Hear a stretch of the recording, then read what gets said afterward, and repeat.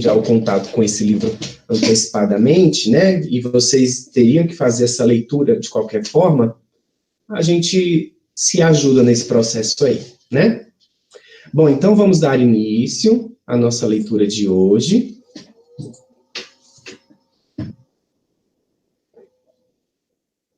Deixa eu só ver se está tudo certinho aqui. Ok. Onde nós tínhamos parado era no capítulo 8, né? A gente terminou o capítulo 8, até o momento em que o Tancredo... É Tancredo, né, gente? É isso mesmo. É porque é um nome tão diferente, né? É o Tancredo. A gente parou no momento em que o Tancredo ele está prestes a ir embora, e aí ele vai pedir para a dona Luísa B a mão da Úrsula em casamento, né? Ele tinha contado toda aquela história sobre a Adelaide, do que ela tinha feito no passado e por que ele sentia todo aquele ódio, toda aquela mágoa em relação a ela. Isso aconteceu simplesmente assim, né? Porque ela se casou com o pai dele, em vez dele, né? Você vê que a história é cheia de drama mesmo, como se fosse uma novela mexicana, porque os livros românticos, eles são bem assim mesmo, viu? Acostumem-se. O romantismo do século XIX aqui no Brasil, ele é muito marcado por isso, assim como os romances franceses, porque é algo muito interessante também da gente falar, tá? Eu vou conversar isso com vocês mais à frente, mas já dando uma palhinha. Os romances franceses, os romances brasileiros, o romantismo brasileiro, ele é muito conectado com o romantismo francês, de forma indireta, digamos assim. Por quê? Porque os nossos principais autores, eles foram caras que estudaram lá em Portugal. E Portugal tinha uma relação muito forte, muito até econômica mesmo, com a França, né? E cultural também. Então, eles estudavam em Portugal, que por sua vez tinham uma relação com as questões francesas, com a estética francesa, digamos assim. E aí a gente vai puxar, então, de uma forma indireta, essa estética, essa forma de tratar, né, os romances, a literatura, a arte, muito parecido com os franceses, né, que os portugueses já estavam puxando deles. Então, os romances franceses, eles são muito nessa tônica, sabe? Desse amor meloso, dramático que é representado no romantismo, esse sentimentalismo, esse nacionalismo, tudo isso é algo muito representativo do romantismo francês. E aí, automaticamente, a gente vai puxar um pouco disso. Mas se a gente for pegar, por exemplo, o romantismo alemão, o romantismo inglês, que o inglês pega muito da estética, da estética do alemã, né? Da estética germânica. Então, assim, a gente vai ver romantismos diferentes, né? O romantismo alemão, o romantismo inglês, por exemplo, ele é um pouco mais profundo, ele é mais filosófico, mais reflexivo. Ele vai abordar até muito a questão do horror, do terror, que é onde se começam, por exemplo, a escrever os romances e os contos de terror, né? Porque vão tratar desse psicológico mais profundo do ser, dessa reflexão sobre a vida e a morte de uma forma mais profunda, né? Ali no século XIX. Então, nós vamos ter romantismos diferentes. E o Brasil, por essa influência portuguesa, né, e francesa, vai puxar esse romantismo um pouco mais meloso mesmo, sabe, mais sentimental, tá bom? Como a gente tem visto aí, né, no Seminarista, que a gente leu, e agora em Úrsula também. Então, vamos fazer a nossa leitura, tá? Eu creio que hoje a gente consegue ler os capítulos 9 e 10. E vamos lá. A Preta Susana.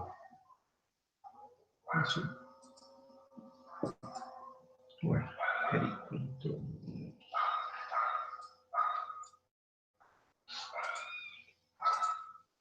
Não estou conseguindo voltar para o cursor. Peraí. Um minutinho, gente. Falhas técnicas. Ferramenta mais. Não, ferramenta selecionar. Aí.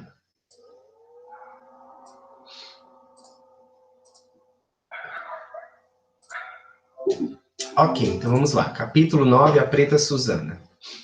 Estavam já feitos os aprestos da viagem, e Túlio, o negro, né, que tinha sido aforreado pelo Tancredo, entanto, no meio da sua felicidade, parecia às vezes tocado por viva melancolia.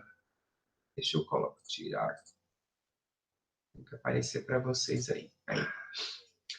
Que se lhe debochava no rosto, onde uma lágrima recente havia deixado profundo sulco. Isso. Era, por sem dúvida, a saudade da separação, essa dor que aflige a todo o coração sensível que assim o consumia. Ia deixar a casa de sua senhora, onde, se não ledos, pelo menos não muito amargos, tinha ele passado seus primeiros anos. O negro sentia saudades.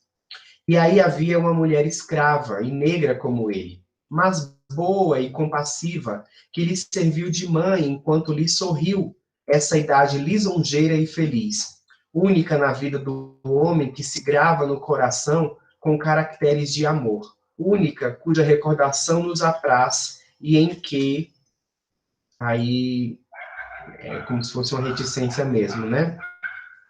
Susana, chama-se ela, trajava uma saia, desculpe, de grosseiro tecido de algodão preto, cuja orla chegava-lhe ao meio das pernas magras e descarnadas, como todo o seu corpo. Na cabeça tinha cingido um lenço encarnado e amarelo, que mal lhe ocultava as alvíssimas cãs. Túlio estava ante ela com os braços cruzados sobre o peito. Em seu semblante transparecia um quê de dor mal reprimida, que denunciava o seu profundo pesar. A velha deixou o fuso em que fiava, ergueu-se sem olhá-lo, tomou o cachimbo, encheu-o de tabaco, acendeu-o, tirou dele algumas baforadas de fumo e de novo sentou-se, mas dessa vez não pegou no fuso. Fitou então os olhos em Túlio e disse-lhe: Onde vais, Túlio? Acompanhar o senhor Tancredo respondeu o interpelado. Por enquanto eles não estão colocando, né? Ou aparece sempre esses asteriscos em cima, como se não quisesse mostrar o sobrenome ou a localidade, né? Tem aparecido isso aí no romance algumas vezes. Acompanhar o senhor Tancredo, continuou a velha com acento repreensivo. Sabes tu o que fazes, Túlio, Túlio? Depois de pausa, juntou. Não sentes saudade desta casa, ingrato? Não, mãe Susana, não me alcunheis de ingrato. Quantas saudades levo eu de vós? Oh, só Deus sabe quanto me pesam elas. Tu, exclamou ela, procurando ler-lhe no fundo do coração os sentimentos que o animavam. Tu não levas saudades algumas. Túlio, se as levasses, quem te obrigaria a deixar-nos? A gratidão, respondeu ele com presteza. A gratidão? E não a deves à senhora, que para ti tem sido quase que uma mãe? Não a deves à menina? E por que as deixas? É que não sentes saudades delas. Porque ele tinha decidido ir embora junto com o Tancredo, né? E não mais ali ser um empregado, né, digamos assim, ou alguém que ajudasse a dona Luísa B. e a Úrsula, né? Oh, sinto-as e muitas, mãe Susana, saudades, né? Então não procures ir com esse homem que apenas conheces. Olha, ainda há pouco vi uma lágrima pender dos olhos dessa boa menina. Essa lágrima, creio que lhe arrancou do coração a notícia de sua partida. E tu vais-te? Quando voltarás aqui? Nossa separação, disse-me o senhor Tancredo, será por pouco tempo. Volto para junto de vós, mãe Susana, e a senhora não reclamará em vão os meus serviços. A senhora, replicou a velha com mágoa, essa, meu filho, jamais reclamará os teus serviços, ou eu me engano, ou tu vais dizer-lhe último adeus. Túlio, continuou, não sabes quanto sofro quando recordo-me de que a nossa querida menina vai tão breve ficar só no mundo. Só, Túlio, quem a acompanhará, quem poderá consolá-la? Eu? Não. Pouco poderei demorar-me neste mundo. Meu filho, acho bom que não te vás. Que te adianta trocares um cativeiro por outro? E sabes tu se aí o encontrarás melhor? Olha, chamar-te-ão talvez ingrato, e eu não terei uma palavra para defender-te. Oh, quanto a isso, não, mãe Susana, tornou Túlio. A senhora Luísa B. foi para mim boa e carinhosa.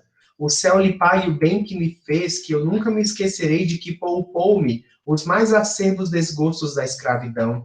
Mas quanto ao jovem cavaleiro, é bem diverso o meu sentir, sim, bem diverso. Não troco cativeiro por cativeiro, oh não. Troco escravidão por liberdade, por ampla liberdade. Veja, mãe Susana, se deve ter limites a minha gratidão, veja se devo ou não acompanhá-lo, se devo ou não provar-lhe até a morte o meu reconhecimento. Tu livre? Ah, não me iludas, exclamou a velha africana, abrindo uns grandes olhos. Meu filho, tu és já livre. Iludi-la? Respondeu ele, rindo-se de felicidade. E para quê?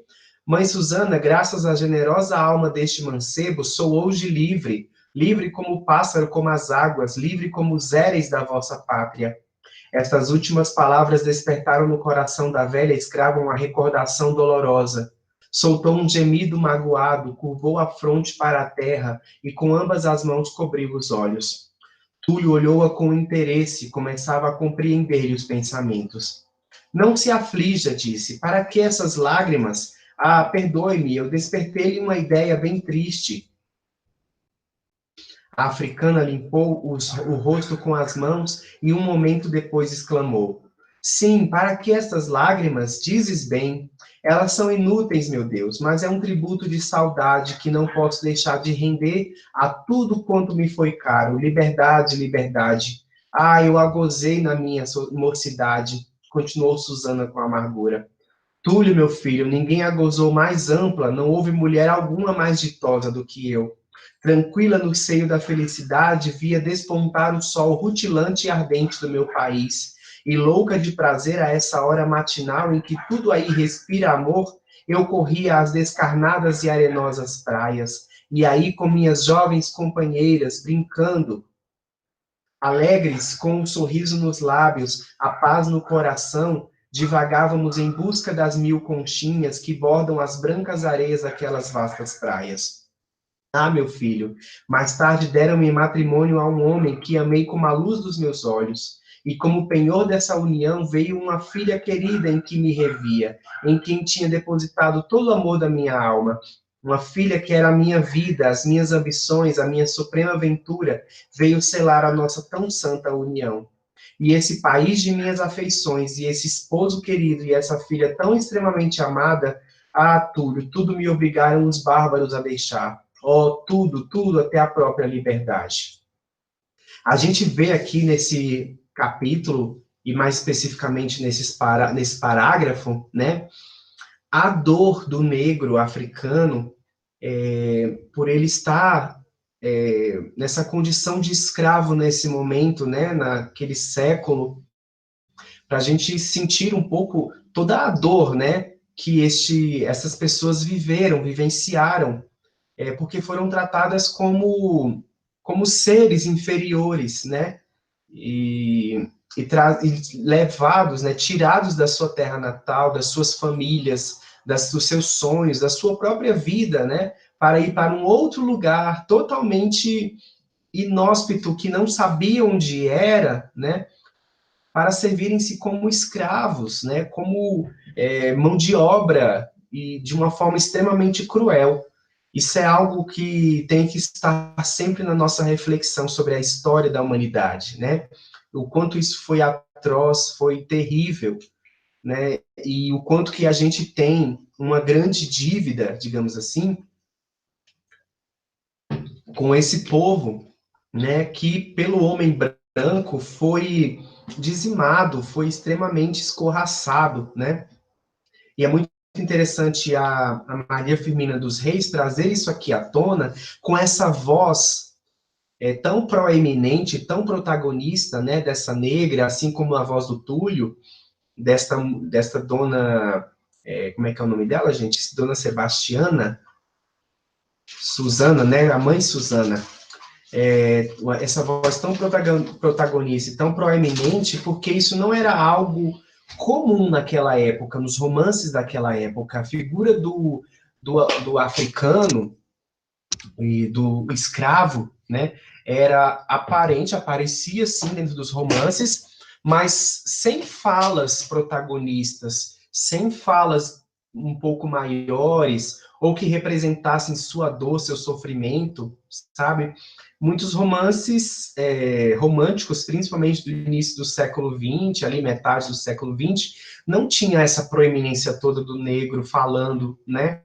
E isso é muito bonito de se ver, muito interessante de se ver isso com esse romance da Maria Firmina dos Reis. É, digamos assim, uma novidade para a época, né?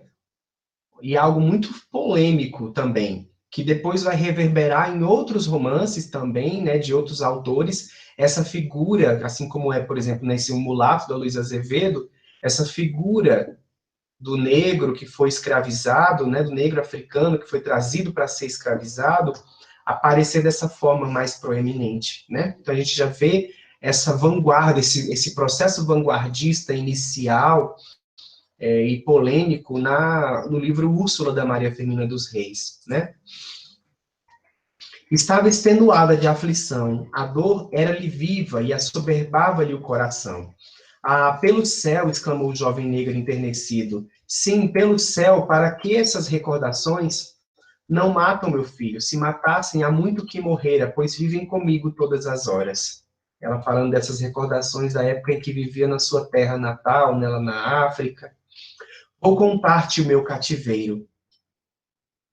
Tinha chegado o tempo da colheita e o milho e o inhame e o amendoim eram em abundância nas nossas roças. Era um destes dias em que a natureza parece entregar-se toda a brandos folgares. Era uma manhã risonha e bela como o rosto de um infante. Entretanto, eu tinha um peso enorme no coração. Sim, eu estava triste e não sabia a que atribuir minha tristeza. Era a primeira vez que me afligia tão incompreensível pesar. Minha filha sorria-se para mim, era ela gentilzinha e em sua inocência semelhava um anjo. Desgraçada de mim, deixai-a nos braços de minha mãe, deixei-a nos braços de minha mãe e fui-me à roça colher milho. Isso ela contando na época em que ela vivia ainda lá na África, né? Ah, nunca mais devia eu vê-la. Ainda não tinha vencido 100 braças do caminho quando um assobio que repercutiu nas matas me veio orientar acerca do perigo iminente, que aí me aguardava. E logo 2 homens apareceram e amarraram-me com cordas. Era uma prisioneira, era uma escrava. Foi embalde que supliquei em nome de minha filha que me restituíssem a liberdade. Os bárbaros sorriam-se das minhas lágrimas e olhavam-me sem compaixão. Julguei enlouquecer, julguei morrer, mas não me foi possível. A sorte me reservava ainda longos combates. Quando me arrancaram daqueles lugares onde tudo me ficava, pátria, esposo, mãe e filha, liberdade, meu Deus, o que se passou no fundo da minha alma, só vós o pudestes avaliar. Aqui ela contando a história do momento em que ela foi pega, né, como prisioneira para ser escrava. Triste, né, gente? Meteram-me a mim e a mais 300 companheiros de infortúnio e de cativeiro no estreito e infecto porão de um navio. 30 dias de cruéis tormentos e de falta absoluta de tudo quanto é mais necessário à vida, passamos nessa sepultura até que abordamos as praias brasileiras. Para caber a mercadoria humana no porão, fomos amarrados em pé. E para que não houvesse receio de revolta, acorrentados como os animais ferozes das nossas matas, que se levam para recreio dos potentados da Europa, para os potentados da Europa. Davam-nos água imunda, podre e dada com mesquinhez, a comida má e ainda mais porca. Vimos morrer ao nosso lado muitos companheiros à falta de ar, de alimento e de água. É horrível lembrar que criaturas humanas tratem a seus semelhantes assim, e que não lhes doa a consciência de levá-los à sepultura, asfixiados e famintos. Muitos não deixavam chegar esse último extremo, davam-se à morte. Nos 2 últimos dias não houve mais alimento. Os mais insofridos entraram a vozear, grande Deus. Da escotilha lançaram sobre nós água e breu fervendo, que nos escaldou e veio dar a morte aos cabeças do motim. A dor da perda da pátria, dos entes caros, da liberdade, foi sufocada nessa viagem pelo horror constante de tamanhas atrocidades. Não sei ainda como resistir. É que Deus quis poupar-me para provar a paciência de sua serva, com novos tormentos que aqui me aguardavam. Tem uma coisa muito interessante, e que tem a ver um pouco, né, com esses detalhes do romantismo, a respeito da religiosidade. Aqui a gente vê a dona Susana, né, chamar a Deus, invocar a Deus, ao que poderia, digamos, colocar como Deus cristão, que parece muito como o Deus cristão, né? Mas esses detalhes, eles eram meio que deixados, às vezes, de lado, de que, na tradição antiga, né, para esse povo, não é o Deus cristão que vai ser o Deus deles, mas sim os orixás, né, e várias outras deidades que se figuram na cultura africana. Então, isso é meio que uma falta também dos romances românticos e do romantismo em si, né, de esquecer que esses personagens, eles tinham uma outra religiosidade, eles tinham uma outra forma de ver a divindade, né? Às vezes isso se deixa passar nos romances românticos e é criada uma ilusão mesmo, né? O comendador P foi o senhor que me escolheu. Coração de tigre é o seu. Gelei de horror ao aspecto de meus irmãos. Os tratos por que passaram doeram-me até o fundo do coração. O comendador P derramava, sem se horrorizar, o sangue dos desgraçados negros por uma leve negligência, por uma obrigação mais tibiamente cumprida por falta de inteligência. Esse comendador é o pai, né, do próprio Tancredo. E eu sofri com resignação todos os tratos que se dava a meus irmãos, e tão rigorosos como o que eles sentiam. E eu também os sofri como eles, e muitas vezes com a mais cruel injustiça. Pouco depois, casou-se a senhora Luísa B., e ainda a mesma sorte. Seu marido era um homem mau, e eu suportei em silêncio o peso do seu rigor. E ela chorava porque doía-lhe na alma a dureza de seu esposo para com os míseros escravos.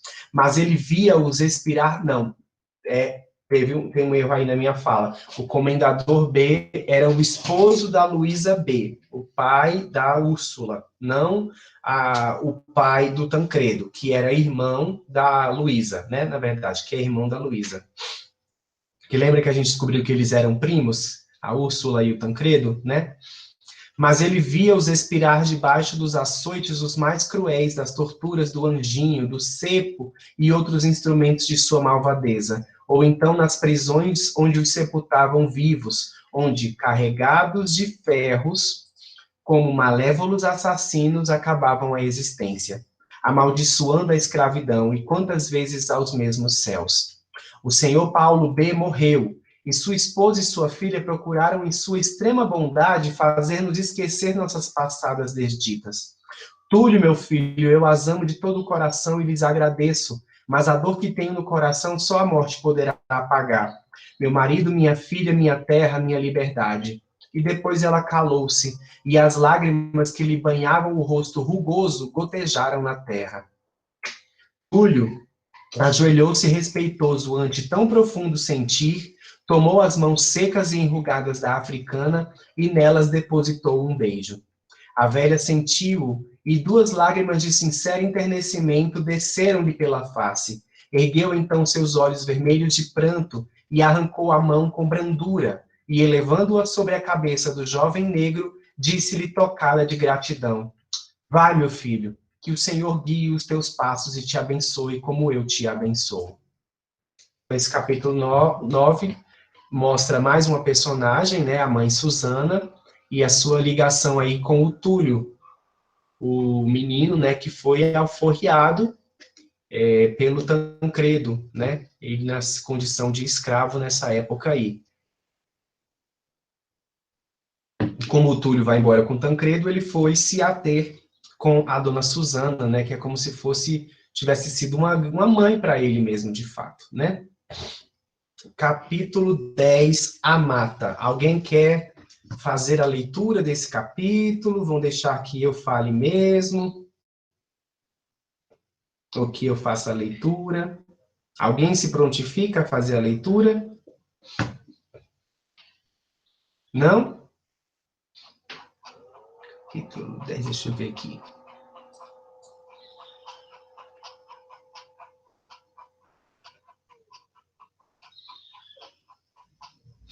Eu acho que vai dar para a gente ler o capítulo 10 só. Deixa eu ver o tamanho do 11. O 11 já é um pouquinho grande, então não vai dar para a gente ler. Vai ser o capítulo 10 mesmo. Vamos ver aqui, né? Até que horas que o 10 vai.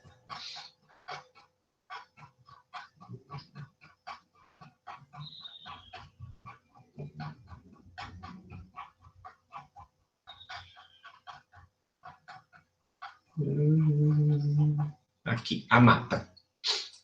Então eu vou fazer a leitura, né? Ninguém se voluntariou aí. Úrsula, no entanto, no meio da acerba amargura da saudade, sentia um inefável transporte de amor e era feliz. Seu amor ardente e apaixonado fora compreendido, sem que por seus atos o desse a perceber ao homem que o merecera. Ambos esses corações sentiram ao mesmo tempo desabrochar-lhes a centelha do amor que os abrasou. A saudade pungente da donzela tinha, pois, um lenitivo, um medicamento, um remédio, a esperança, esse dom do céu que nos acompanha em todas as circunstâncias da vida. Tancredo, esse homem de suas loucas afeições, a que ela tinha amado ainda desconhecido, era toda a sua vida. E por isso a saudade, a mais pungente, a primeira que lhe tocava a alma, envenenava agora essa fonte de prazer inocente, esse manancial de venturas, que aí havia feito nascer as chamas de um primeiro e ardente amor. Nunca tinha amado. Na sua solidão, seu coração era tão puro como o de um anjo. Foi esse o primeiro choque que lhe abalou a alma e a saudade. E a saudade devia corresponder à grandeza desse sentimento. Chorava, pois, porque ia ver partir o objeto de suas mais caras afeições. Mas, no momento da partida, fez um supremo esforço sobre sua aflição e estendeu a mão ao mancebo, que a beijou com enlevo e perguntou-lhe com magoado acento que bem revelava o pungido do seu coração. Tancredo, quando vos tornarei a ver? O mancebo, comovido por tanto amor, amor que era ternamente correspondido, amor que ele embalde tinha procurado na primeira mulher que amou, a Adelaide, né? Sorriu-lhe com reconhecimento e tornou-lhe com afeto. Lembrai-vos, Úrsula, que vos levo no coração, que seguir-me-á a vossa imagem, que hei de ver-vos em todos os objetos que me circundarem, que deixo minha alma e meu coração, todo o meu prazer, minha felicidade presente, o esquecimento de um passado amargo, as esperanças de um porvir deleitoso e cobiçado. Lembrai-vos disto e acreditai que breve estarei convosco. Ele tinha que ir, né, primeiro para se haver com o pai e tudo mais, e aquela situação toda lá com a Adelaide, para depois pegá-la, vir, voltar e levá-la, né? Contarei os dias da ausência pelo pungir de minhas saudades, e por breves que eles sejam, achá-los-ei por demais longos. Longínquo é ainda o caminho que tenho a percorrer, mas a lembrança de que um anjo me aguarda com amor, e que esse anjo sois vós, dar-me-á asas, e estarei convosco daqui a meio mês. Então, acrescentou com um acento inexprimível, então serei para sempre vosso. E Úrsula sentia-se inquieta, como se um perigo iminente estivesse a ameaçá-la. O cavaleiro, enfim, partiu e ela nada disse, e só um soluço doído, como de quem geme de um pesar profundo, lhe rebentou no peito. Tancredo transpusera já grande espaço e Úrsula ainda não mudara seus olhos umedecidos de sobre ele. E o mancebo prosseguia rápido, até que uma ilhota de verdura o encobriu à vista da saudosa donzela. Então deixou o lugar dessa tocante despedida e, como desejosa de confiar a alguém a dor das suas saudades, foi correndo à mata, onde tinha ouvido dos lábios dele a confissão sincera do seu amor. E logo para aí dirigiu os passos, penetrou a mata, e lá, junto ao tronco secular, onde eles tinham falado do amor deles um para o outro, né? Começou a derramar sentidas lágrimas. O sol, segundo sua marcha inalterável, dardejava na terra seus últimos enfraquecidos raios. Estava anoitecendo, né? Insinuando luminoso resplendores por entre as franças do arvoredo da mata solitária. E Úrsula soluçava com lembrança da partida de seu jovem adorador, quando ao longe julgou ver dois pontos fugitivos. Era Tancredo, era Túlio, ela os reconheceu, ou melhor, o seu coração reconheceu o primeiro, Tancredo, né? E ela, louca de afeto, que lhe requeimava o peito, estendeu-lhe os braços com delírio e, com voz sufocada de novo, lhe enviou seus ternos protestos. Mas ele ia já muito avançado para ouvir-lhe essa voz saída do coração. Ela ainda avistou, né, o Tancredo e o Túlio, ali do local da mata onde ela tinha se adentrado, para vê-los irem embora, né? A donzela, então, saiu da mata, porque lembrou-se de sua mãe, e volveu para ela. Voltou-se para ela, lembra muito volver, né, lá do espanhol, que é voltar, né? Mas no dia imediato, à mesma hora do crepúsculo, voltou à mata, e, imergida em sua meditação, às vezes esquecia-se de si própria, para só pensar no seu Tancredo. Soltando as asas à sua ardente imaginação, seguia-o na sua divagação, escutava-lhe a voz no rumorejar do vento, via-o no meio da solidão e afagava-o com seus meigos transportes, nesses lugares onde só estavam ela e Deus. E depois de longo e profundo cismar, muitas vezes punha-se a entalhar na árvore, testemunha de sua primeira aventura, o nome querido de Tancredo. Aquela coisa dos apaixonados, né, de escrever, de talhar com a faca, né, com canivete, o nome ou as iniciais do amado, da amada na árvore, né? Tão doce a seus ouvidos, com tanto esmero, procurou entalhá-lo nesse dia, que, completamente absorvida nesse empenho, se esquecera do mundo inteiro. E o nome, enfim, estava completo, e ela pôs-se a soletrá-lo com um enlevo próprio da sua idade, e que só as almas apaixonadas podem compreender, quando o som desagradável e medonho de um tiro de arcabuz, disparado bem junto dela, a veio arrancar a esse recreio do espírito e a fez estremecer convulsa e dar um grito involuntário. Então ela ouve ali o tiro de uma arma, né? Espavorida e meia morta de terror, ia ela a levantar-se quando uma avezinha, uma infeliz perdiz, como que implorando-lhe socorro, veio ferida e agonizante cair-lhe aos pés. Movida de compaixão, desvaneceu-se-lhe por encanto o pavor que o som do tiro lhe incutira na alma. E, tomando a pobrezinha em suas mãos, alguém tinha tirado numa ave que caiu ali bem perto dela, né? Aos pés dela. Por excesso de bondade, levou-a ao peito. Um rastro de sangue lhe nodoou os vestidos alvíssimos de neve. Nesse momento, a desgraçada perdiz exalou o derradeiro suspiro. A ave morreu, né? A moça deixou-a cair das mãos, levou estas aos olhos e exclamou: Jesus, meu Deus! É que, mudo e contemplativo, junto dela estava um homem. Os olhos tinham-nos ele fixos sobre a donzela amedrontá-la. Dir-se-ia a estátua do pasmo da admiração.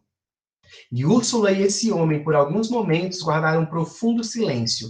Nela motivavam-no a surpresa, o terror, o desgosto que lhe causavam. A fisionomia desse homem, de tão sinistro olhar, nele a deleitável contemplação desse rosto feminil de tão pura e ideal beleza.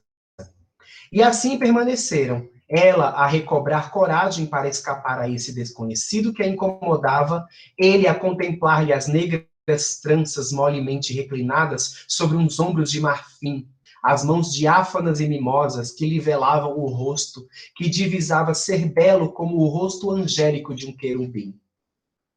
Por fim, a moça desembaraçou de entre as mãos as faces cândidas e aveludadas e olhou em cheio, com horror e com desdém, para o seu mudo companheiro. Assim desdenhoso esse rosto que ainda tão vivamente se ressentia das comoções porque havia passado o coração, era ainda 1000 vezes mais belo. E esse olhar tão expressivo, o desconhecido sentiu que queria dizer-lhe: ide-vos. Ele, embalde, tentou obedecer a essa ordem muda de um ente tão divino, qual jamais havia visto, mas quem sabe se o coração lhe o permitia. Estranho foi o que se passou então em sua alma, e ele sentiu que alguma coisa lhe abalava o fundo do peito. Gemeu de um primeiro afeto e curvou-se ao ímpeto de uma paixão insensata. E o instrumento mortífero estava-lhe nas mãos, e ele não o via, porque seus olhos estavam fitos sobre a encantadora donzela. Mas ela o viu, estremeceu, a arma, né? E um novo grito lhe prorrompeu dos lábios. Úrsula ia fugir. Em nome de vossa mãe, exclamou o caçador, tolhendo-lhe os passos. Não fujais, Úrsula! A esta expressão, a filha de Luísa B. fitou-o com curiosidade. Este homem tão estranho conhecia-a sem dúvida e ela nunca o tinha visto. Chamou-a pelo seu nome, suplicou-a em nome de sua mãe. Quem era ele, pois? Ele compreendeu tudo, e por um instante a perturbação da sua alma transpirou-lhe no rosto alguma coisa alterada. Depois arremessou com desprezo para longe de si o arcabuz, a arma, né, que amedrontava a moça, e voltou para ela os olhos como querendo dizer-lhe: tranquilizai-vos. Com efeito, esta ação de delicada civilidade um pouco a reanimou, e quase envergonhada de ter patenteado tão feminil fraqueza de ânimo, procurou reassumir alguma coragem, e erguendo a fronte, encarou o desconhecido com uma frieza que o perturbou. Ele tentou falar, mas os olhos dessa menina lhe impuseram respeitoso silêncio. Esse homem não estava no verdor dos anos, não era novo, né? Mas sua fisionomia, suposto que severa e pouco simpática, nessa hora crepuscular, que dá certa sombra a toda a natureza, não denunciava a sua idade. A pele sem rugas, os olhos negros e cintilantes tinham um quê de belo, mas que não atraía. Era de estatura acima da medíocre, esbelto e bem conformado, e as feições finas davam-lhe um ar aristocrático, que, quando não atrai, sempre agrada. Malgrado seu, Úrsula começou a sentir-se oprimida pelo olhar do desconhecido, a quem o seu deixava já de dominar, e caiu de novo sobre o assento talhado no tronco. Era como se esse homem a tivesse magnetizado. A sua vista causava repugnância, queria escapar-lhe, mas as forças abandonavam-na, e seus olhos cor de ébano estavam sobre ele fixos. O terror, a desconfiança, a inquietação pintavam-se no rosto pálido e aflito, no olhar fixo e pasmado dessa pobre moça. Meu Deus, dizia ela consigo, quem será este homem e o que quer ele de mim? Diversos eram os pensamentos do caçador. Uma chama ativa lhe abrasava a alma. Talvez a primeira que assim o requeimava, e bem ardente devia ser ela, porque ele sentia no peito ondear-lhe e ferver em caixões o violento fogo de uma cratera. Ainda assim, mal lhe traía no rosto o que lhe ia na alma. Ele deu um passo para a donzela e ela de pronto ergueu-se, trêmula de angústia e de terror, e bradou com ânsia: ó, quem quer que sejais, Senhor, que me quereis? Segui o vosso caminho e deixai-me sossegada e tranquila. Meu Deus, Senhor, exclamou ele, não vos compreendo, em que vos posso incomodar? Acabai, Senhor, continuou ela, esta penosa entrevista. A vossa presença não só me incomoda, como me causa susto. Deveras, interrompeu o desconhecido, deveras, Úrsula, por que vos causa susto a minha presença que mal vos hei feito? Acaso me conheceis? Senhor, tornou ela com voz súplice, não me vedes a saída desta mata, necessito voltar para junto de minha mãe.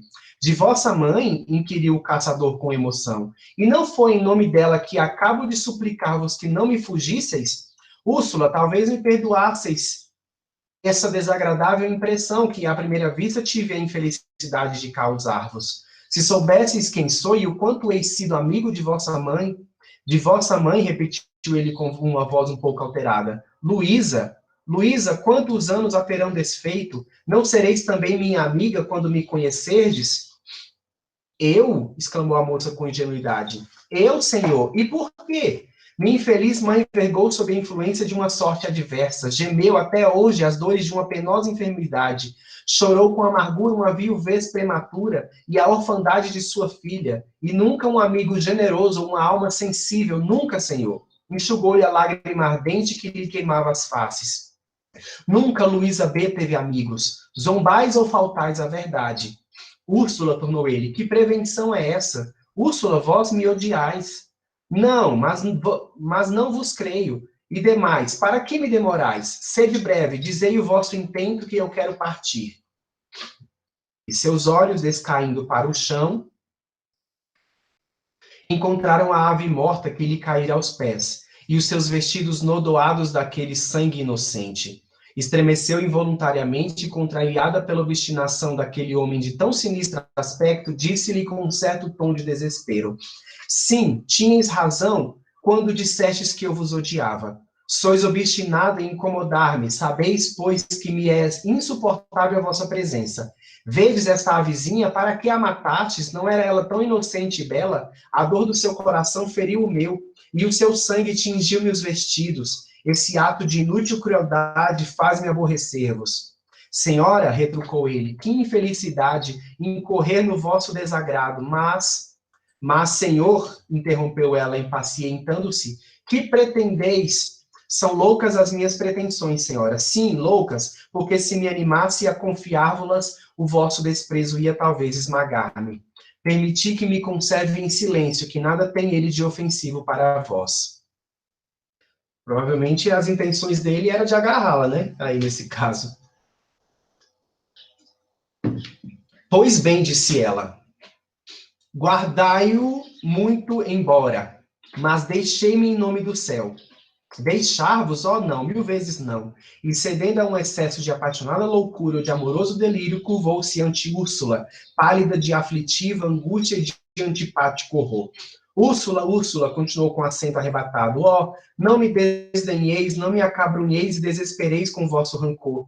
Se me amardes, no meu amor encontrareis a felicidade, porque agora sou vosso escravo. Nunca o tereis mais humilde, mais dócil, acreditai-me.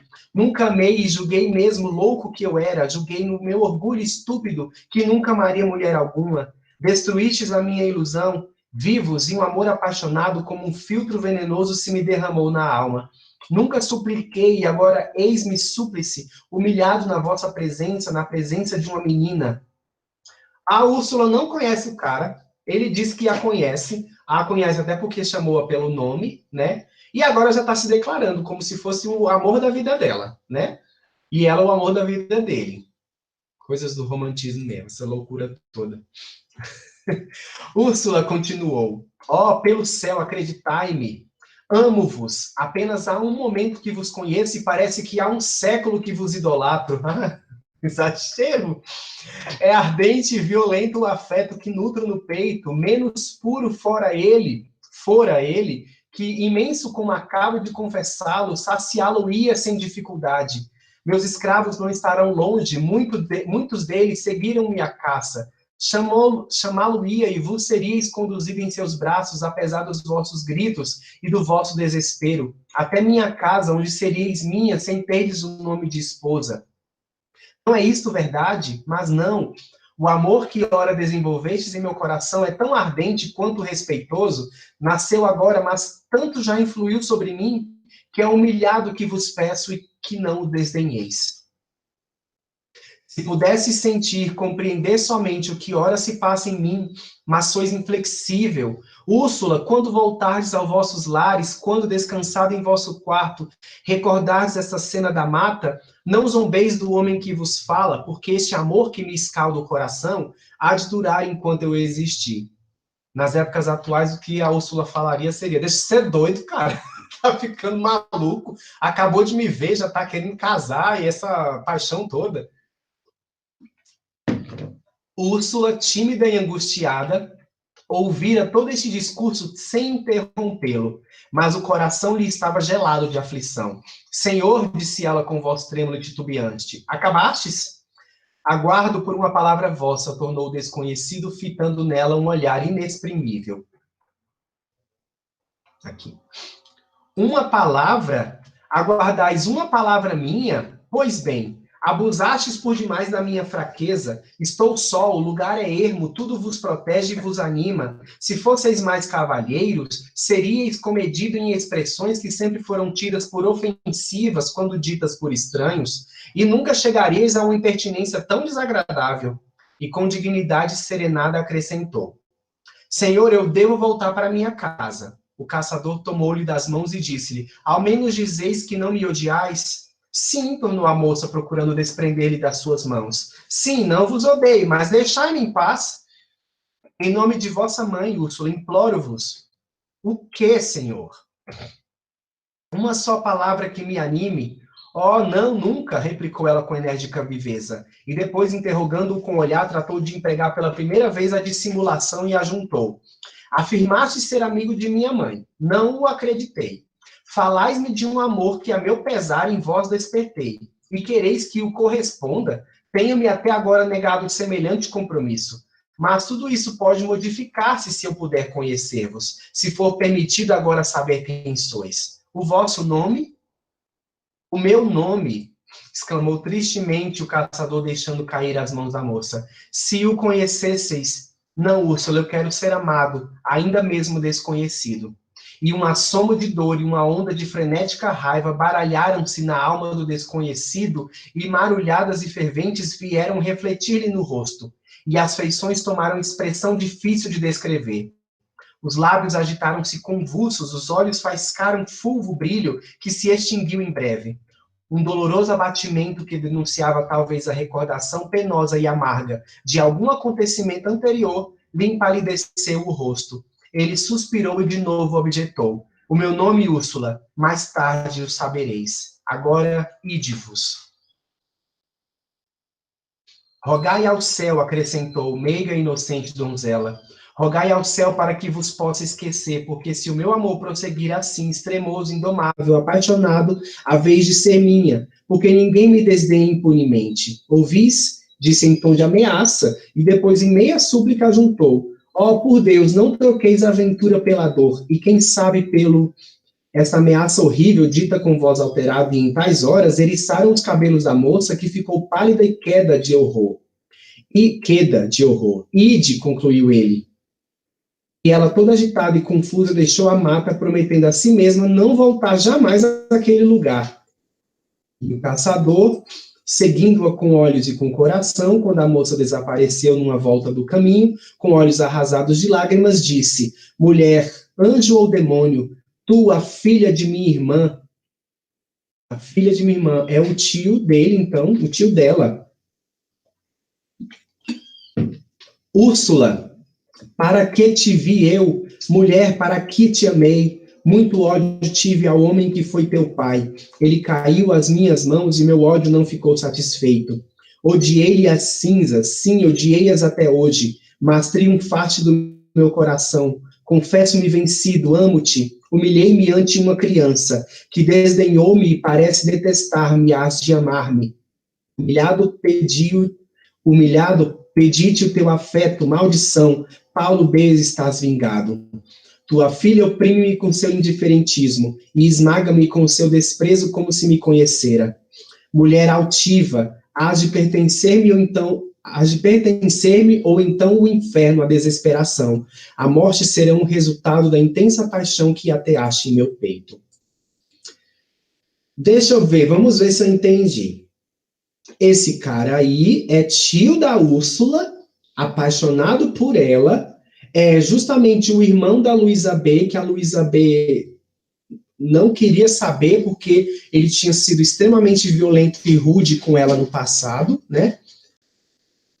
E a gente tinha visto no capítulo anterior que esse irmão da Luísa B era o pai, provavelmente, do Tancredo, porque parece que a Úrsula e o Tancredo... Mas o pai do Tancredo, ele não é o cara que se casou com a Adelaide, né? Aquela que era amada do Tancredo e que o pai roubou dela? E aí agora, será que é o mesmo? Ou a gente confundiu alguma coisa aí e achou que eles eram primos e na verdade não são? Muita coisa, né, para ser revelada aí. Vamos ver se a gente, de repente, não está errado, ou foi uma leitura errada que a gente fez aí atrás, de que eles eram primos, né? E esse cara aí, de fato, é o pai do Tancredo, esse que está dando em cima da Úrsula, que diz ser apaixonado por ela, mas se for, esse cara é doido, né? Porque ele é casado com a Adelaide, roubou a Adelaide do próprio filho, né? E agora também é apaixonado pela Úrsula, nesse meio do destino aí, que loucura isso, né? Vamos ver lá na frente o que vai dar essa novela mexicana doida mesmo, né, gente? É isso, na quarta-feira a gente se vê novamente, tá? Você vê que a história tá ficando bem agitada, né? Muita coisa aí para ser revelada. Aí a gente vai, então, para o nosso capítulo 11, tá bom? Um beijo, a gente se vê na quarta-feira, tá? Para nós continuarmos aí, Úrsula. Nós estamos mais ou menos na metade do romance, ok, gente? Tchau, tchau. Bom fim de tarde para vocês.